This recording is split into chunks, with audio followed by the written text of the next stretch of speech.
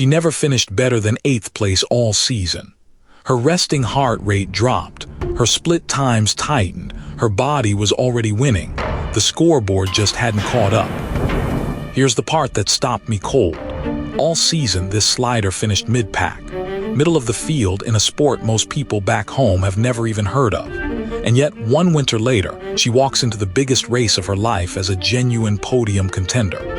Nothing anyone could see about her body had changed. So what did?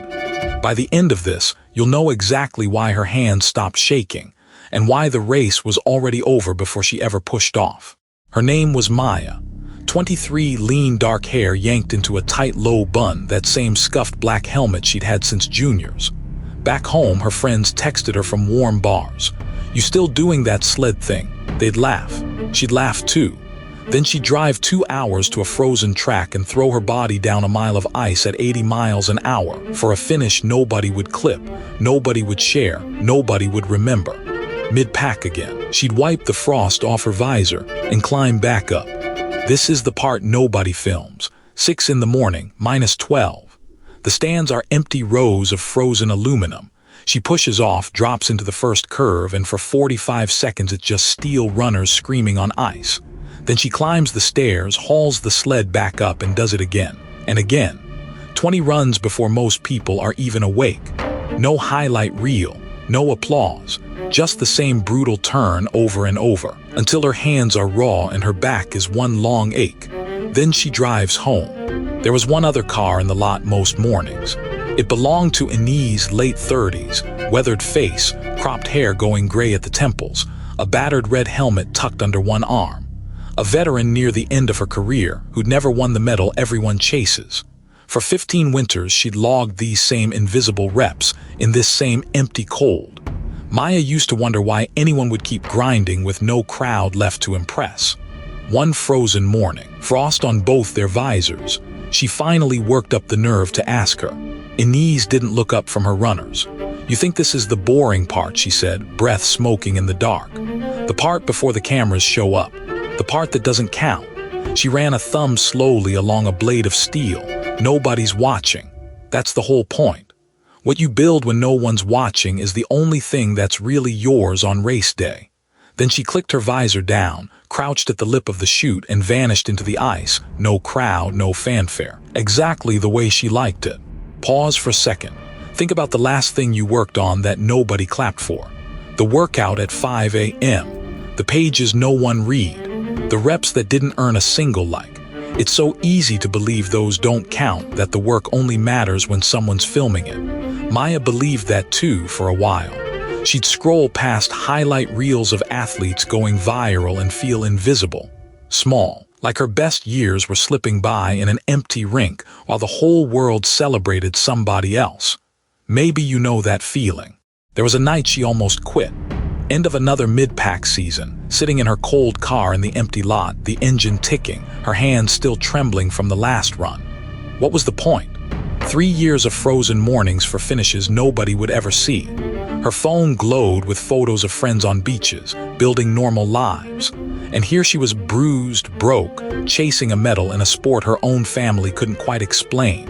She dropped her forehead onto the wheel. "Maybe they're right," she whispered. "Maybe it really is just a sled thing." But she didn't drive home and quit. She made a quieter, harder choice, the kind that cost you something real. She turned down the warm office job her parents wanted. She skipped the weddings, the trips, the ordinary comforts everyone her age was collecting. She chose 4 more winters of empty tracks and aching hands over a life it would have been so easy to say yes to. Nobody threw her a parade for that decision. There was no applause the morning she showed up anyway, just her, the stairs, the sled, and the ice. So she kept feeding the same turn, run after run. That vicious curve 6, where most sliders lose the race, the one that had thrown her offline 100 times. She stopped trying to force it and started letting her body learn it. Feel the entry, trust the exit, again. She couldn't see anything changing. The clock barely moved. The finishes stayed mid-pack. It looked, to anyone watching, if anyone had been watching, like a young woman spending her best years going absolutely nowhere. But underneath the surface, something was quietly rewiring. Here's what none of them could see. Every time she ran that turn, her brain fired the exact same sequence of nerves, the same pathway over and over. And the body rewards repetition in a strange, invisible way. It wraps a fatty sheath called myelin around the nerves you use most, insulating them, so the signal fires faster and cleaner every single time. The more you repeat a motion, the thicker that wrapping grows. She wasn't just practicing a turn, she was physically recabling her own nervous system, one unfilmed run at a time. Ines had told her this once in her plain way. "You're not waiting to get good," she'd said. "You're already becoming it. It just hasn't surfaced yet." That's the cruel, beautiful thing about the quiet years. The growth is real, but it's buried, hidden under the ice where no camera can reach it. The reps you can't see are wiring the athlete nobody's met yet. So every dark morning Maya thought she was wasting. Her body was quietly memorizing exactly how to win, until the motion needed no conscious thought at all. Cut to this season. A major competition, a real crowd for once, cameras everywhere. Maya sits in the start house at the top of the track and something's different. For the first time in her life, her hands aren't shaking. She feels almost calm, because her nervous system has already run this exact track 1,000 times in the dark with nobody there to see. Curve 6 doesn't frighten her anymore. It's not a decision now. It's a reflex, wrapped in myelin and buried so deep it fires before fear can. She breathes. She grips the sled. Then she launches, and every silent morning pays out at once. Her body knows this ice like a language it dreams in, the entry to curve 6, the whisper of a correction, the perfect line she could never force but finally earned. She isn't thinking. She's flowing faster and cleaner than she's ever gone. The crowd she trained for years without is finally on their feet, screaming a name most of them only just learned. And Maya, mid-pack Maya, sled thing Maya, crosses the line with a time that puts her, at last, in the fight for the podium. She didn't get faster on race day. She got faster on all the days no one bothered to watch. The leap the crowd cheered had already happened quietly years earlier in an empty rink at -12. And that's the lesson I keep coming back to.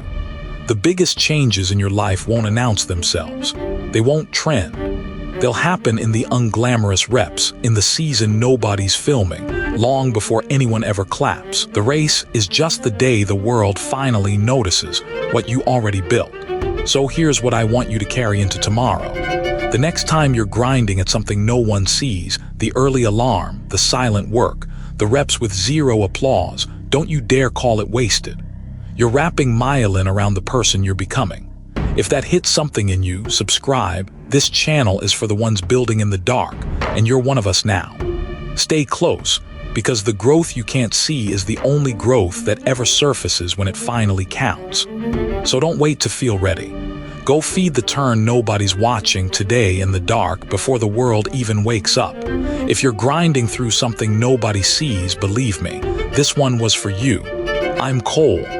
The win is built in the dark. Subscribe, a new story like this every evening.